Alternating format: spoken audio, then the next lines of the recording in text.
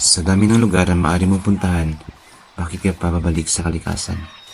Dahil sa gitna ng katahimikan ng mga bundok, sa ilalim ng lilim ng mga puno, at sa mga kwentong nakaukit sa mga bato, natatagpuan natin ang ating sarili. Samahan niyo ako sa isang paglalakbay sa puso ng Iloilo, sa isang lugar na hindi lang maganda sa paningin, kundi may lalim sa kasaysayan at damdamin.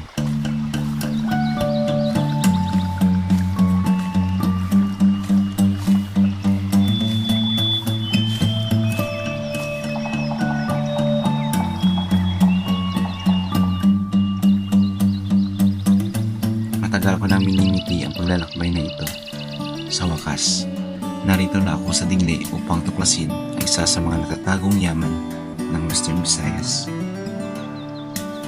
Sa puso ng barangay Moroboro dito sa Dingle, matatagpuan ang Bulabog Putian National Park, ang kaisa-isang national park sa isla ng Panay. Measuring 854.33 hectares, sumasayaw sa hangganan ng mga barangay ng Dingle. Sa lingkod, Moroboro, Kamambugan, Guyuman, Tula-Tulaan, at umaabot pa sa San Enrique, sa Lipak, Palhe, Kumpo at Rumagayray. Noong June 14, 1961, through Congressional Bill No. 1651, kinilala ito bilang pambansang yaman, isang lugar na hindi lamang likas kundi makasasayang mahalaga sa buong bansa. Isang sagradong lupain kung saan ang kalikasan at kasaysayan ay magkakasalubong sa bawat puno, bato at himig ng hangin.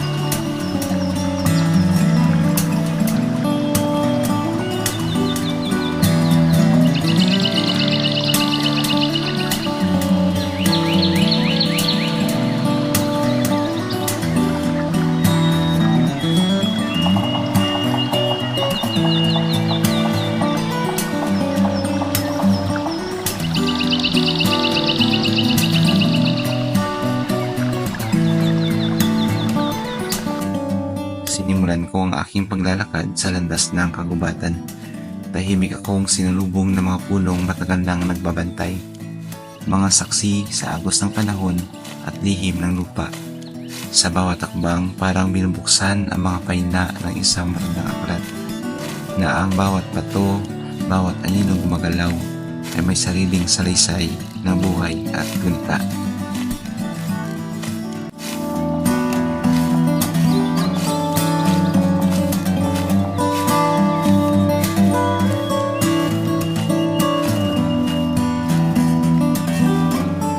Haba ng daan na binubuo ng mga batong korales.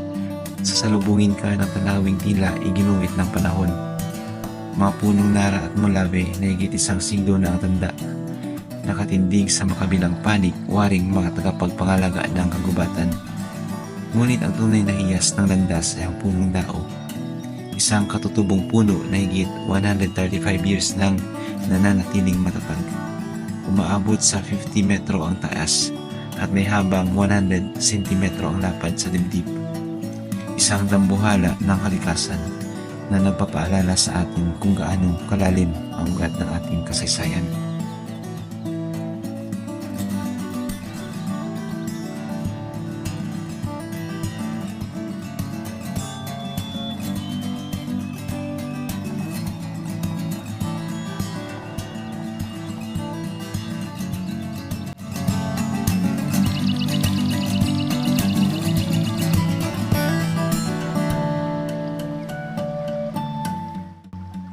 Walang pag-aalinlangan.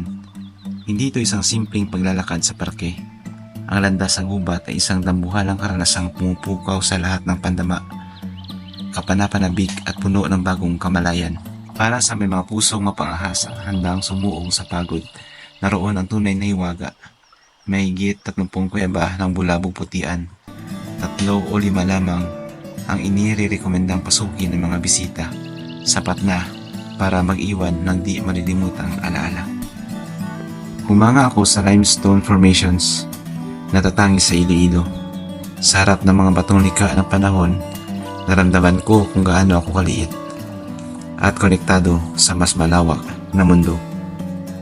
Ngunit hindi dito nagtatapos ang hiwaga ng lugar. Sa ilalim ng mga batong may mga kuweba, tahimik ngunit buhay. Isa sa mga pinaka-inaasam kong bahagi ng paglalakbay ay ang pagpasok sa Maestranza Cave. Tahimik ngunit makapangyarihan. Hindi lamang likha ng kalikasan kundi saksi sa kasaysayan. Sa lilim ng matandang mga puno at sa himig ng hanging dumaan sa panahon, dito sumilong ang mga pusong handang lumaban. Sa gitna ng pananakop ng mga Kastila, Amerikano at Hapones, ang kuwebang ito ang naging kanlungan ng tapang at tahanan ng pag-asa. Dito mismo, sa kaibuturan ng Lingle, unang umalingaw ang Cry of Lingkod noong 1898, isang sigaw na bumalot sa katahimikan ng kuweba. Hudyat ng pag-aalsa ng mga Ilonggo laban sa tinikala ng dayuhan. Isang tinig na hindi basta alingaw-ngaw, kundi pintig ng kalayaang matagal nang ipinaglalaban.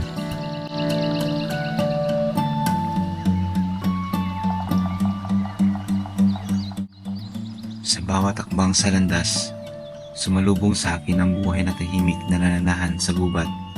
Mga ibong makukulay na tila pintado ng liwanag, mga paru-paro at sektong sumasayaw sa hangin. Mga dahon at bulaklak na kusang inihip ng hangin na parang paanyaya. Sa gitna ng katahimikan, may mga nilalang nagmamasid sa dilim ng mga dahon. Hindi man laging nagpapakita, ramdam mo ang kanilang presensya.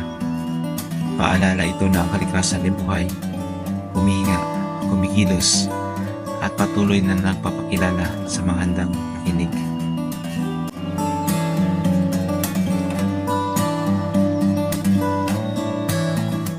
Hindi tayo naglalakbay upang takasan ang buhay, kundi upang maalaala kung paano muling maramdaman ang buhay sa bawat akbang.